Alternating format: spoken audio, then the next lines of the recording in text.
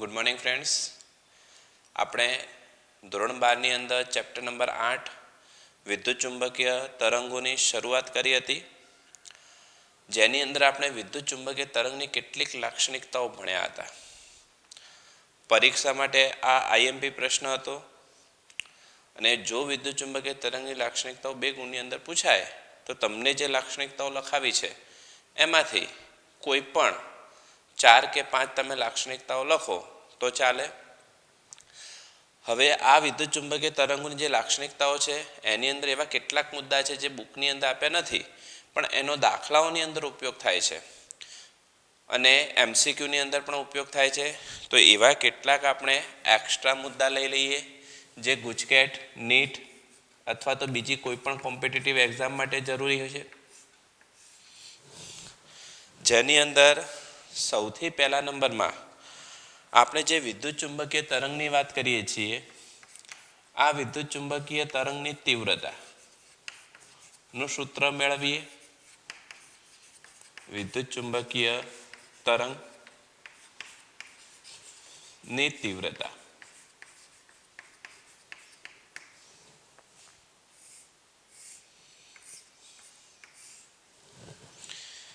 તો વિદ્યુત ચુંબકીય તરંગની તીવ્રતા આપણે કોને કહીશું?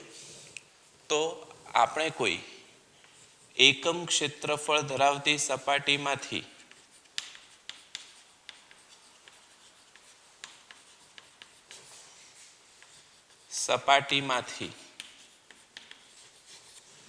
એકમ સમયમાં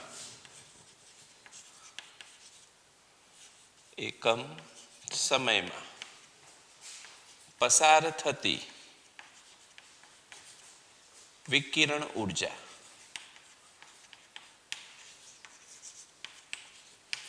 ને તીવ્રતા,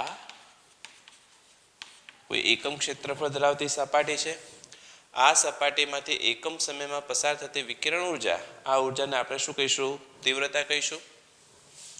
માટે વિકિરણ તીવ્રતાનું જો મારે સૂત્ર લખવું હોય તો વિકિરણ તીવ્રતા I બરાબર એકમ ક્ષેત્રફળ છે.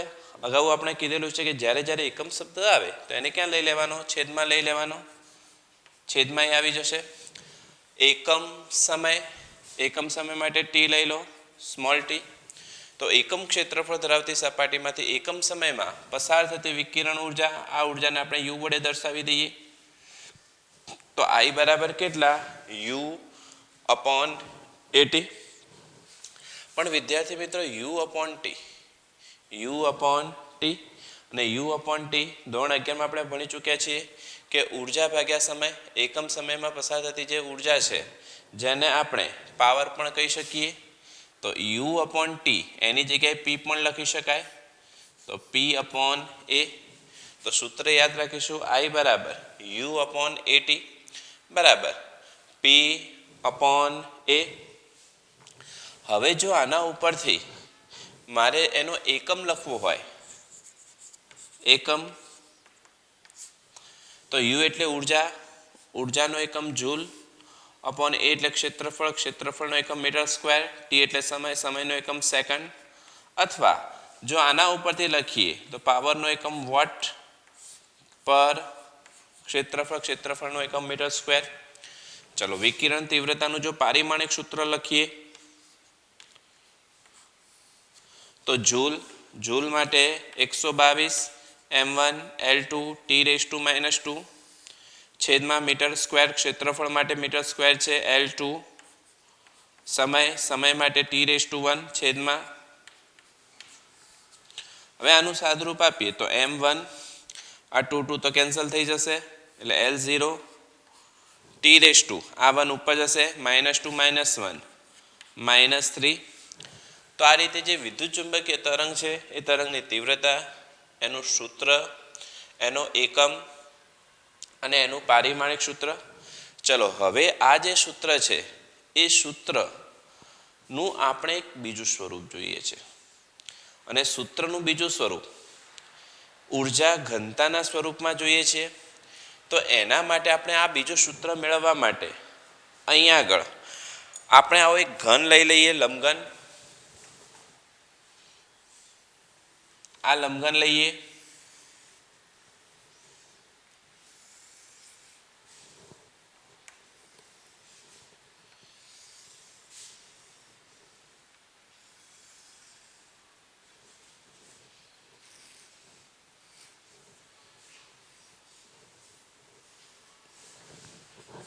ચલો, આ જે લંબઘન છે એની જે લંબાઈ છે એ લંબાઈ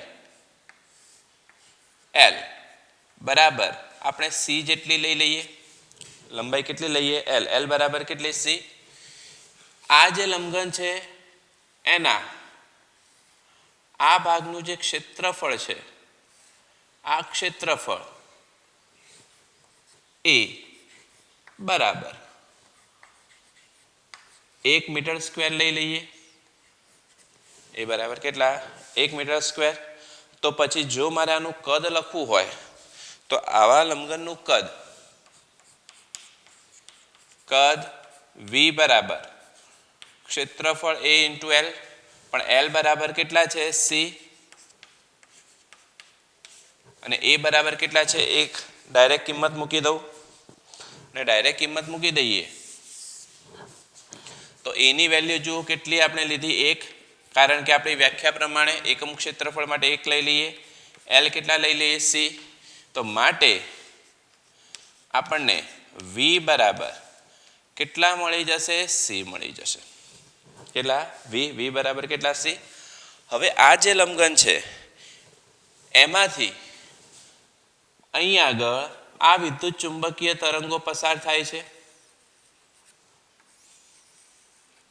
અને જો આ વિદ્યુત ચુંબકીય તરંગો આ રીતે લંબઘનમાંથી પસાર થતા હોય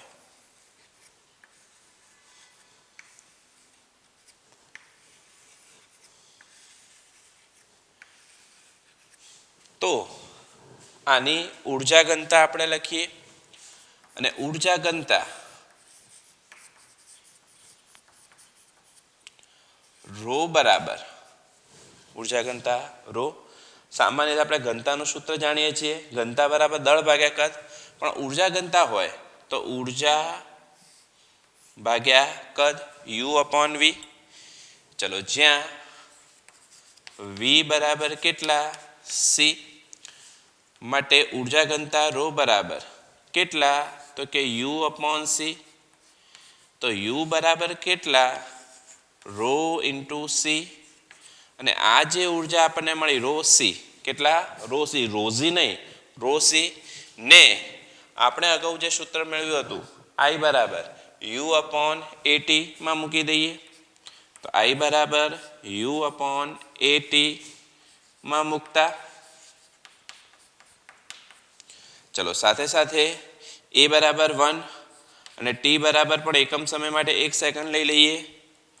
તો I બરાબર U ની વેલ્યુ કેટલી? Rho C. એક ક્ષેત્રફળ કેટલું? 1. આ પણ કેટલા? 1. તો I બરાબર આપણને એક સૂત્ર મળશે કયું? Rho C. યાદ રાખજો, ઊર્જા ઘનતાના સ્વરૂપમાં તીવ્રતા I બરાબર કેટલી? Rho C.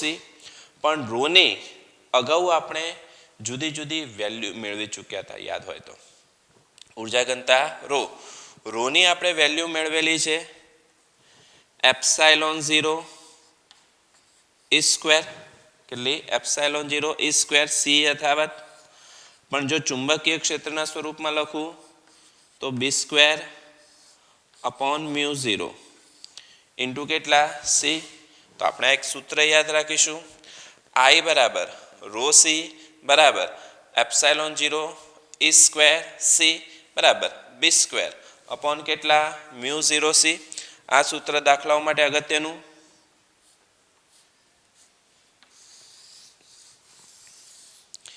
ચલો, સાથે સાથે અહીં આગળ જો આપણે એની RMS વેલ્યુ આપેલ રાશિના વર્ગમૂળ અને જો આપણે RMS વેલ્યુ લઈએ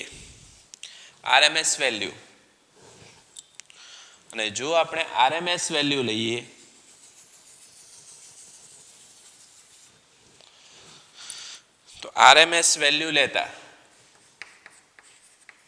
જે આપણે ચેપ્ટર નંબર 7 માં ભણીને આવ્યા છીએ RMS વેલ્યુ લેતા આપેલ રાશિના વર્ગના સરેરાશનું વર્ગમૂળ તો અહીંયા આગળ ઈની જગ્યાએ ERMS અને બીની જગ્યાએ BRMS લઈ લઈએ તો આપણને સૂત્ર મળશે I બરાબર રો સી રોની કિંમત epsilon 0 ERMS square into c બરાબર B square RMS upon mu 0 into c જ્યાં ERMS બરાબર E0 અપોન √2 તથા BRMS બરાબર B0 અપોન √2 જ્યાં E0 શું છે તો E0 બરાબર વિદ્યુત ક્ષેત્રનું મહત્તમ મૂલ્ય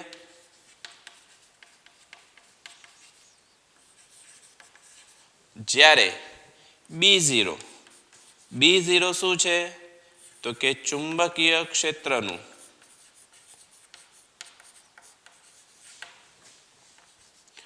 મહત્તમ મૂલ્ય અગાઉ પણ મેં તમને આની વાત કરેલી છે આ મહત્તમ મૂલ્યને જો આપણે E મેક્સિમમ વડે દર્શાવીએ તો પણ ચાલે અને B મેક્સિમમ ચુંબકીય ક્ષેત્ર હોય તો એના વડે પણ દર્શાવીએ તો ચાલે તો આ રીતે વિદ્યુત ચુંબકીય જે તરંગ છે એની તીવ્રતા માટેનું એક આ સૂત્ર યાદ રાખજો I બરાબર U અપોન AT બરાબર P અપોન A જ્યાં P એ શું છે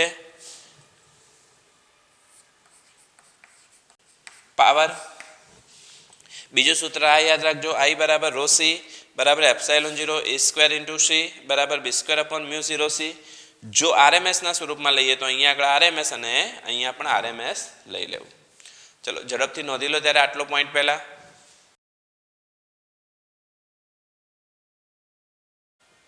ચલો વિદ્યાર્થી મિત્રો આગળ એક બીજો નવો પોઈન્ટ જોઈએ કે જો ડાયલેક્ટ્રિક અચળાંક K ધરાવતું માધ્યમ હોય તો એમાં વિદ્યુત ચુંબકીય તરંગનો વેગ તથા વક્રી ભવનાંકનું સૂત્ર કેટલું થાય MCQ માં ગમે તે જગ્યા આવે ડાયઇલેક્ટ્રિક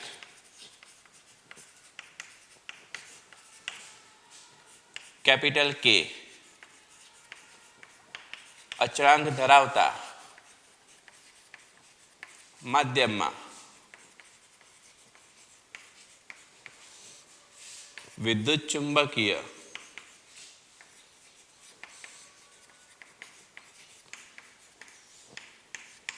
તરંગ નો વેગ તથા વક્રી ભવનાંક હવે જો K જેટલો ડાયલેક્ટ્રિક અચળાંક ધરાવતું માધ્યમ હોય તો એ વખતે આપણે વિદ્યુત ચુંબકીય તરંગનો વેગ તથા વક્રી ભવનાંક શોધવો હોય તો સૌથી પહેલા આપણે થિયરીમાં શૂન્યાવકાશમાં ભણી ચૂક્યા છીએ કે જો શૂન્યાવકાશ હોય તો શૂન્યાવકાશમાં વિદ્યુત ચુંબકીય તરંગનો વેગ વિદ્યુત ચુંબકીય તરંગનો વેગ C બરાબર 1/√μ0 ઇન્ટુ એપ્સાઇલોન 0 C બરાબર 1/√μ0 ઇન્ટુ એપ્સાઇલોન 0 પણ જો શૂન્યાવકાશની જગ્યાએ કોઈક માધ્યમ આવી જાય કેપિટલ K અથવા તો કોઈક માધ્યમમાં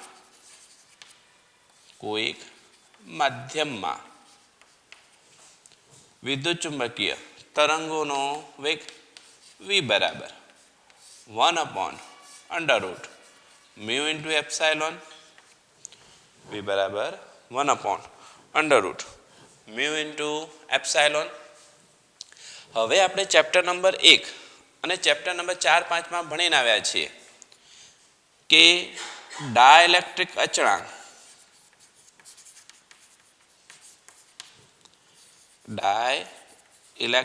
અચળાંક કે જેને આપણે સાપેક્ષ પરમિટિવિટી એપ્સાઇલોન R વડે પણ દર્શાવીએ છીએ બરાબર એપ્સાઇલોન અપોન એપ્સાઇલોન 0 શૂન્યાવકાશની જે તે માધ્યમની પરમિટિવિટી અને શૂન્યાવકાશની પરમિટિવિટીનો જે ગુણોત્તર મળતો હતો એને આપણે સાપેક્ષ પરમિટિવિટી અથવા માધ્યમનો ડાયલેક્ટ્રિક અચળાંક કે કહેતા હતા.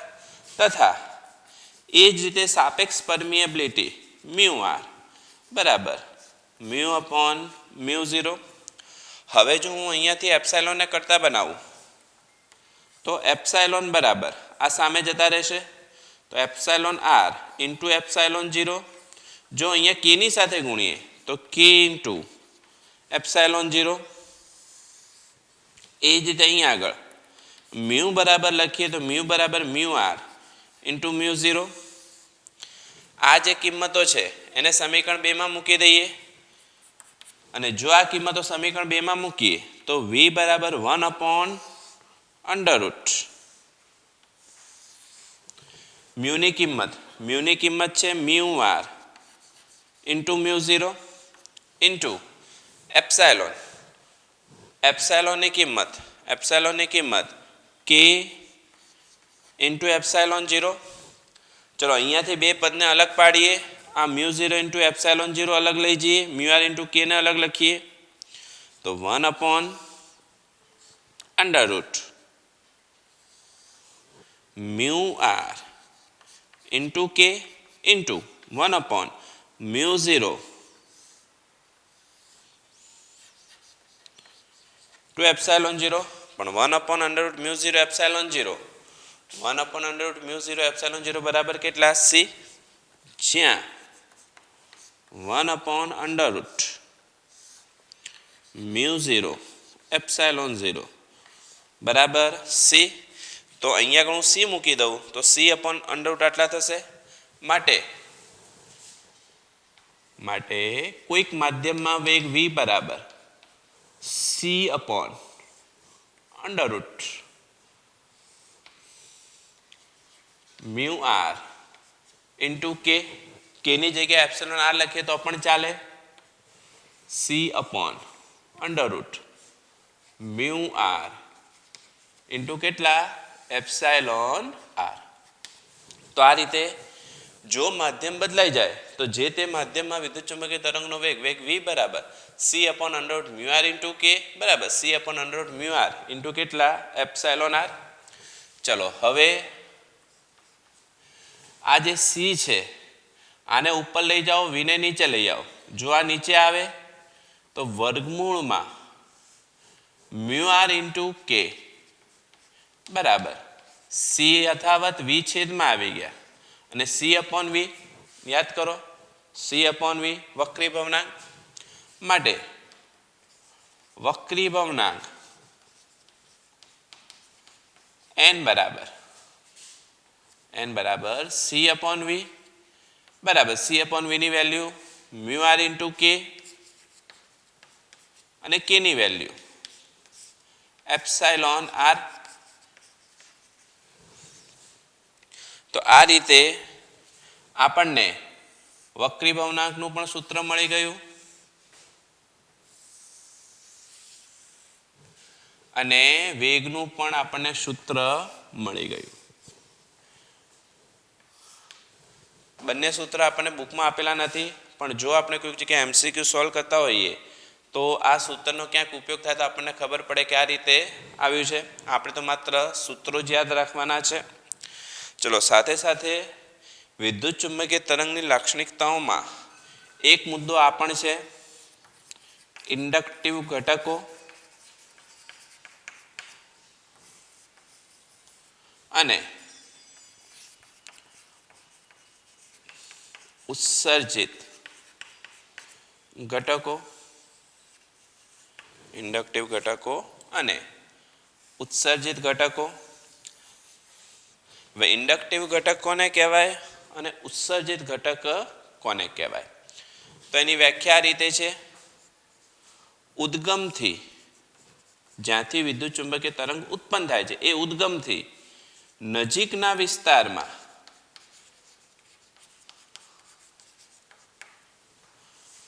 સદિશ ઈ એટલે વિદ્યુત ક્ષેત્રના સદિશો અને સદિશ એટલે ચુંબકીય ક્ષેત્રના સદિશો વચ્ચેનો કળા તફાવત π/2 રેડિયન હોય તથા તેમના મૂલ્યો અંતર સાથે 1/r³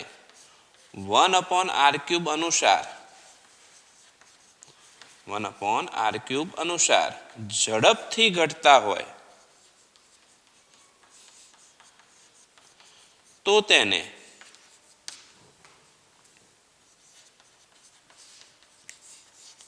ઇન્ડક્ટિવ ઘટકો કહે છે. કેવા ઘટકો? ઇન્ડક્ટિવ ઘટકો. ઉદ્ગમથી નજીકના વિસ્તારમાં સદિશ E એટલે વિદ્યુત ક્ષેત્ર અને સદિશ એટલે ચુંબકીય ક્ષેત્ર વચ્ચેનો જે કળા તફાવત છે, આ કળા તફાવત કેટલો હોય?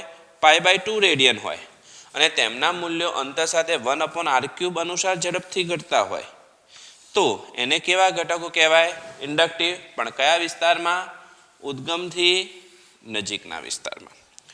ઉત્સર્જિત ઘટકો કોને કહેવાય? તો ઉદ્ગમથી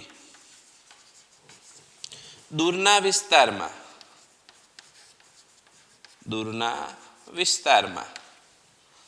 સદિશ E અને સદિશ B વચ્ચેનો કળા તફાવત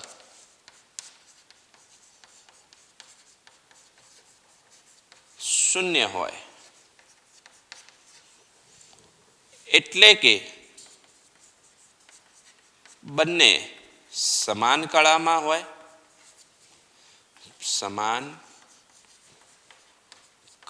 હોય, તથા તેમના મૂલ્યો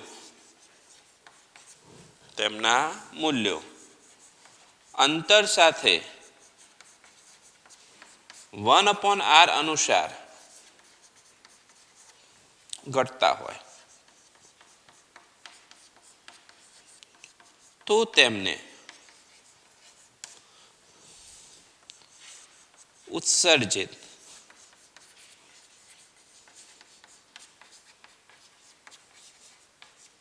ઘટકો કહે છે. ઉદ્ગમથી વિસ્તાર કેવો? તો કે દૂરનો વિસ્તાર. સદિશ E અને B વચ્ચેનો કળા તફાવત શૂન્ય એટલે કે બંને કેવા હોય?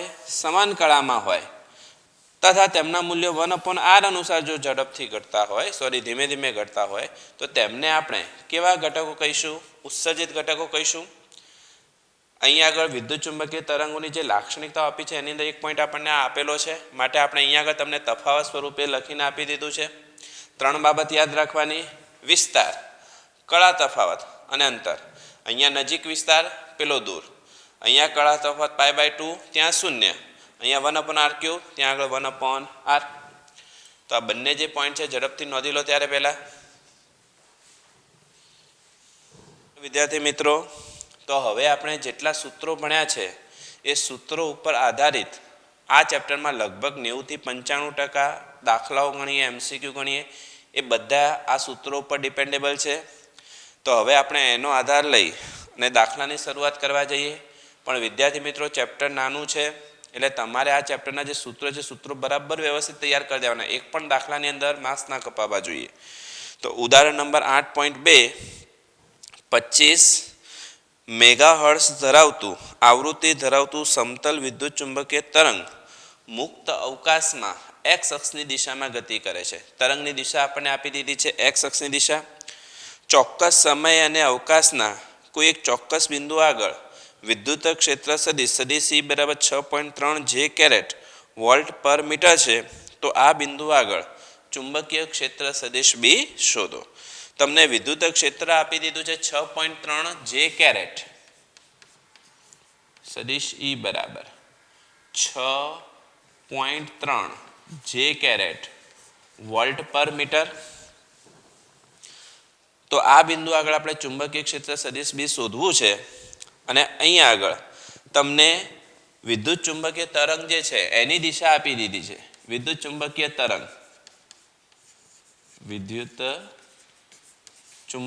તરંગ એની દિશા x અક્ષની દિશામાં છે. ચલો, આ રીતનો જે દાખલો છે એની અંદર સૌથી પહેલા તમારે નક્કી એ કરવાનું કે જો આપણને અહીંયા આગળ ચુંબકીય ક્ષેત્ર શોધવાનું કીધું તો કઈ અક્ષની દિશામાં છે, તો જો અહીંયા આગળ આપણને વિદ્યુત ક્ષેત્ર 6.3 જે કેરેટ એટલે વાય દિશામાંનો એકમ સદિશ, તો વિદ્યુત ક્ષેત્ર જેની દિશા છે વાય અક્ષની એનું જો હું મૂલ્ય લખું તો મૂલ્ય E0 બરાબર 6.3 વોલ્ટ પર મીટર. ચલો વિદ્યુત ક્ષેત્રનું મૂલ્ય આટલું છે. હવે દિશાની વાત કરીએ તો વિદ્યુત ક્ષેત્ર વાય અક્ષની દિશામાં, વિદ્યુત ચુંબકીય તરંગની દિશા એક્સ. આપણે થિયરીમાં ભણી ચૂક્યા છીએ કે ત્રણે ત્રણ પરસ્પર એકબીજાને લંબ હોય.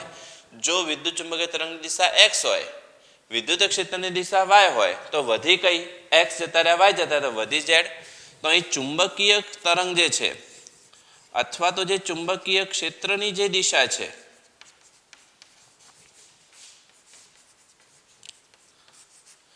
ઝેડ અક્ષની થાય. તેથી ચુંબકીય ક્ષેત્ર બી બરાબર ઝેડ અક્ષની દિશામાંનું મૂલ્ય બી ઝેડ, જ્યારે ઝેડ અક્ષની દિશામાંનો એકમ સદિશ કેટલા કે કેરેટ, પણ આપણે બી ઝેડ શોધવા છે. તથા આપણે જાણીએ છીએ સી બરાબર જો આપણે E0 કીધું તો અહીંયા આગળ બી ઝેડની જગ્યા દિશા માટે આ લખ્યું છે તો અહીંયા B0 લખી દઈએ. તો E0 અપોન કેટલા B0 યાદ કરો વિદ્યુત ચુંબકીય તરંગની લાક્ષણિકતાઓમાં કે વિદ્યુત ચુંબકીય તરંગ ઝડપ C બરાબર E0 અપોન B0. તો B0 બરાબર E0 અપોન C. E0 ની વેલ્યુ રકમમાં આપેલી છે 6.3. વિદ્યુત ચુંબકીય તરંગની ઝડપ યાદ રાખીશું 3 × 10⁸ માટે B0 બરાબર 6.3 ભાગ્યા 3 21 તરી 63 એટલે 2.1 ગુણ્યા 10⁻8 ટેસ્લા. આને જો હું અહીંયા આગળ મૂકી દઉં માટે સદિશ B બરાબર B0 આપણે કેટલા શોધ્યા 2.1 ગુણ્યા 10⁻8 ઇન્ટુ કે કેરેટ ટેસ્લા. તો આ રીતે આપણને જે ચુંબકીય ક્ષેત્ર છે એ ચુંબકીય ક્ષેત્ર ઝેડ અક્ષની દિશામાં મળ્યું, જેનું મૂલ્ય 2.1 ગુણ્યા 10⁻8 છે. ઝડપથી નોંધી લો. ત્યારે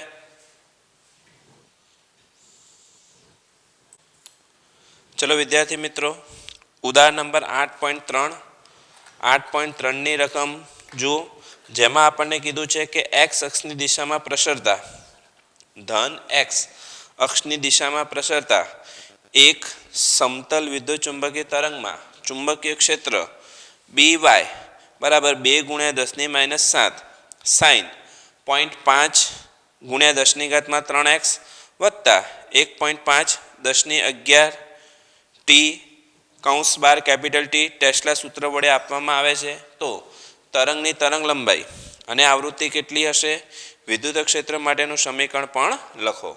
તો અહીંયા આગળ ફરીથી વિદ્યુત ચુંબકીય તરંગની દિશા એક્સ અક્ષ છે એટલે વિદ્યુત ચુંબકીય તરંગની દિશા એક્સ જતા રહ્યા. ચુંબકીય ક્ષેત્ર તમને આપ્યું છે રકમની અંદર BY બરાબર 2 ગુણ્યા 10⁻7 સાઇન 0.5 × 10⁻3 x વત્તા 1.5 10⁻11 ટી ટેસ્લા. આ તમને ચુંબકીય ક્ષેત્ર વાય અક્ષ દિશામાં આપેલું છે. તો સૌથી પહેલાં જો વાય અક્ષ દિશામાં આપ્યું હોય તો આને આપણે આપણા મૂળભૂત સમીકરણ સાથે સરખાવી દઈએ ને BY બરાબર B0 sine kx plus omega T સાથે સરખાવતા, અને જો આપણે આપણા મૂળભૂત સમીકરણ સાથે સરખાવી દઈએ તો અહીંયા આગળ જુઓ B0 એટલે ચુંબકીય ક્ષેત્રનું મહત્તમ મૂલ્ય કેટલું દેખાય છે 2 × 10⁻7. તરંગ સદિશ k 0.5 × 10⁻3 જ્યારે ઓમેગા 1.5 × 10 કેટલા 11. તો સૌથી પહેલા આપણે કિંમતો નોંધી લઈએ. મહત્તમ મૂલ્ય b0 બરાબર 2 ગુણ્યા 10⁻⁷ ટેસ્લા. ચલો તરંગ સદિશ કે નું આપણે સૂત્ર જાણીએ છીએ 2π/λ બરાબર 0.5 ગુણ્યા 10⁻³ તથા કોણીય આવૃત્તિ ઓમેગાનું સૂત્ર 2πf અથવા 2πν બરાબર 1.5 ગુણ્યા 10⁻11 કે તરંગ સદિશ છે જેનો એકમ રેડિયન પર મીટર થાય, ઓમેગા રેડિયન પર સેકન્ડ. ચલો હવે આના ઉપરથી આપણે તરંગ લંબાઈ શોધવી છે તો લેમ્ડાને કરતા બનાવી દઈએ. તો તરંગ લંબાઈ લેમ્ડા બરાબર 2π આ છેદમાં આવી જાય તો 0.5 ગુણ્યા 10⁻3. ચલો લેમ્ડા બરાબર 2 પાઈની વેલ્યુ 3.14 છેદમાં 0.5 ગુણ્યા 10⁻3 અને આનું તમે સાદુરૂપ આપશો તો સાદુરૂપ આપતા તમને તરંગ લંબાઈ લેમ્ડા મળશે 1.256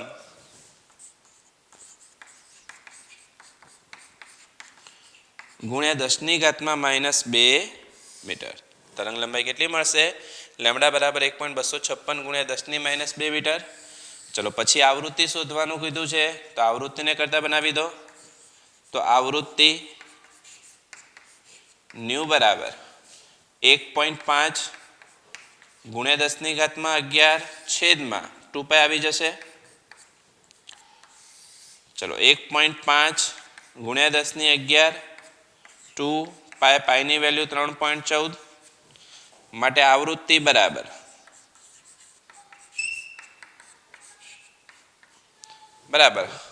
આનું તમે સાદુરૂપ આપશો તો તમને જવાબ મળશે 2.388 ગુણ્યા 10⁻10 હર્ટ્ઝ. આ સાદુરૂપ તમારે કેલ્ક્યુલેટરની મદદથી જાતે આપવાનું વિદ્યાર્થી મિત્રો. ચલો તો આપણને પહેલો એ વિકલ્પ મળી ગયો છે. તરંગ લંબાઈ અને આવૃત્તિ આપણે બંને શોધી દીધા છે. ચલો બી વિકલ્પ જે છે એમાં આપણને કીધું છે કે વિદ્યુત ક્ષેત્ર માટેનું સમીકરણ લખો. વિદ્યુત ક્ષેત્ર માટેનું જો સમીકરણ લખવું હોય તો વિદ્યુત ક્ષેત્રનું સમીકરણ જે રીતે આપણે અહીંયા ચુંબકીય ક્ષેત્રનું સમીકરણ છે એ જ રીતે વિદ્યુત ક્ષેત્ર માટેનું સમીકરણ E બરાબર E0 sin kx plus omega T. યાદ રાખવાનું કે રકમની અંદર અહીંયા જો આ પ્લસ આપ્યા તો પ્લસ લેવાના, માઇનસ આપ્યા હોય તો માઇનસ લેવાના. ટૂંકમાં મારે વિદ્યુત ક્ષેત્રનું મહત્તમ મૂલ્ય પહેલાં જોઈશે અને મહત્તમ મૂલ્ય જોઈતું હોય તો આપણી પાસે સૂત્ર છે C બરાબર E0/B0 માટે વિદ્યુત ક્ષેત્રનું મહત્તમ મૂલ્ય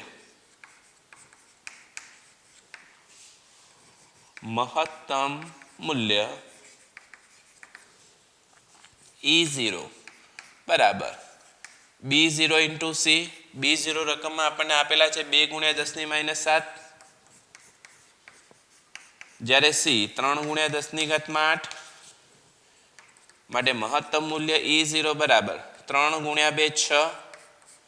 8માંથી 7 જશે તો 1 6 ગુણ્યા 10 એટલે 60 વોલ્ટ પર મીટર. કેટલા? 60 વોલ્ટ પર મીટર. તો વિદ્યુત ક્ષેત્ર લખવું હોય તો વિદ્યુત ક્ષેત્ર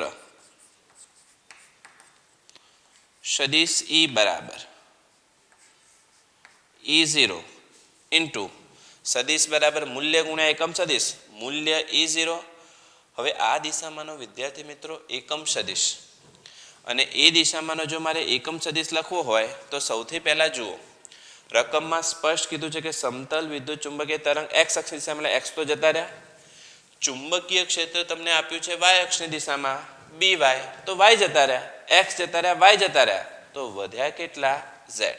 તો વિદ્યુત ક્ષેત્ર સદિશ E બરાબર EZ અને ઝેડ અક્ષની દિશામાંનો એકમ સદિશ કે કેરેટ ઝેડ અક્ષની દિશામાંનો એકમ સદિશ કે કેરેટ, પણ થિયરીમાં ભણીને આવ્યા છીએ કે ઇઝેડ બરાબર કેટલા, તો કે E0 સાઇન કે x plus omega T into કેટલા કે કેરેટ. E0 આપણે શોધી દીધા 60 સાઇન કે એક્સ આપણને આપેલા જ છે કેની વેલ્યુ 0.5 ગુણ્યા 10⁻3. ચલો એ જ રીતે ઓમેગા બરાબર 1.5 ગુણ્યા 10⁻11 ટી ઇન્ટુ કેટલા કે કેરેટ. તો આ રીતે આપણને વિદ્યુત ક્ષેત્રનું સમીકરણ મળી ગયું. સદિશ સી બરાબર 60 સાઇન 0.5 ગુણ્યા 10⁻3 એક્સ પ્લસ 1.5 ગુણ્યા 10⁻11 ટી અને દિશા ઝેડ અક્ષની દિશામાંનો એકમ સદિશ કયો થઈ જશે, કે કેરેટ થઈ જશે.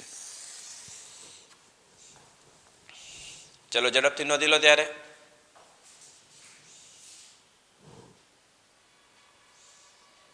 ચલો વિદ્યાર્થી મિત્રો, 8.4 ઉદાહરણ નંબર 8.4ની રકમ વાંચો. જેમાં આપણને કીધું છે 18 વોટ પર સેન્ટીમીટર સ્ક્વેર જેટલું ઉર્જા ફ્લક્સ ધરાવતો પ્રકાશ એક અપરાવર્તનીય સપાટી પર લંબરૂપે આપાત થાય છે. જો આ સપાટીનું ક્ષેત્રફળ 20 સેન્ટીમીટર સ્ક્વેર હોય તો 30 મિનિટ જેટલા સમયગાળા માટે સપાટી પર લાગતું સરેરાશ બળ કેટલું થાય. સૌથી પહેલાં એકમ ઉપરથી આપણને ખબર પડી જવી જોઈએ કે આ રાશિ કઈ છે. 18 વોટ પર સેન્ટીમીટર સ્ક્વેર એટલે આપણને તીવ્રતા આપી દીધી છે I બરાબર 18 વોટ પર સેન્ટીમીટર સ્ક્વેર. સેન્ટીમીટરને મીટરમાં કન્વર્ટ કરી દો તો 10⁻2 મીટર એનો વર્ગ બરાબર 18. આ 10⁻4 ઉપર જશે તો +4 વોટ પર મીટર સ્ક્વેર. ચલો ક્ષેત્રફળ જે છે ક્ષેત્રફળ આપણને આપી દીધું છે 20 સેન્ટીમીટર સ્ક્વેર. તો એ બરાબર 20 સેન્ટીમીટર સ્ક્વેર. ચલો ફરીથી સેન્ટીમીટરને મીટરમાં કન્વર્ટ કરો 10⁻2 મીટર એનો વર્ગ 20 ગુણ્યા 10⁻4 બરાબર 2 ગુણ્યા 10⁻3 મીટર સ્ક્વેર. સમય ટી 30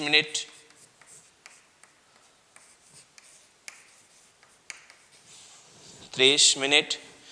ચલો સૌથી પહેલા નંબરમાં અહીંયા આગળ આપણને કીધું છે અપરાવર્તનીય સપાટી છે એટલે એમાં પરાવર્તન થતું નથી. જે પણ વિકિરણ ઉર્જા આવે છે બધી શું થાય છે, શોષાઈ જાય છે.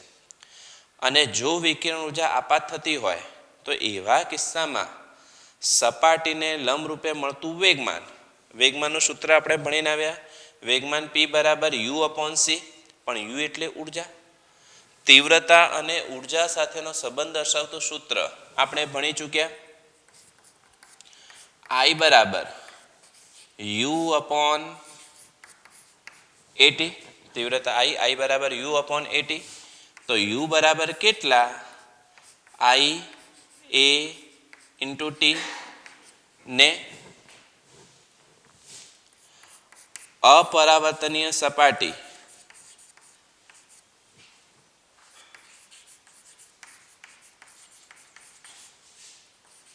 માટે P બરાબર U/c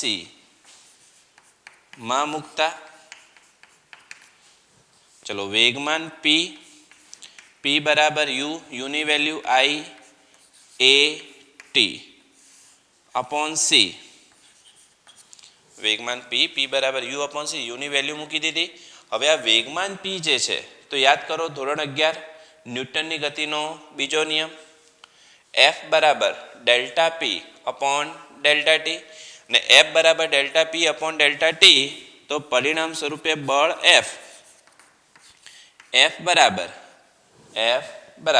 કેટલા, તો F બરાબર વેગમાનમાં થતો ફેરફાર P વડે દર્શાવી દઈએ છેદમાં T માટે F બરાબર P/T ની અંદર જો મૂકી દઈએ તો P ની વેલ્યુ કેટલી, IAT/c × T T T cancel માટે બળ F બરાબર I A upon C। I ની વેલ્યુ 18 ગુણ્યા 10 ની ઘાતમાં 4, એક ક્ષેત્રફળ 2 ગુણ્યા 10 ની -3, C 3 ગુણ્યા 10 ની ઘાતમાં 8। ચલો આ ત્રણે થઈ જશે 6, 6 ગુણ્યા 2 12, આ 8 8 ઉપર જશે -8 -8 -3 -11, 11 માંથી 4 જશે તો -7 માટે બળ F બરાબર એક એકમ જો આગળ તરફ આવી જઈએ તો 1.2 ગુણ્યા 10 ની ઘાતમાં -6 ન્યૂટન। તો આમ આ જે સપાટી છે એ સપાટી પર લાગતું બળ F કેટલું મળશે 1.2 ગુણ્યા 10 ની ઘાતમાં -6 ન્યૂટન। પણ જો પરાવર્તનીય સપાટી તમને આપી દે, अपरावर्तनीय जग्याए परावर्तनीय सपाटी होय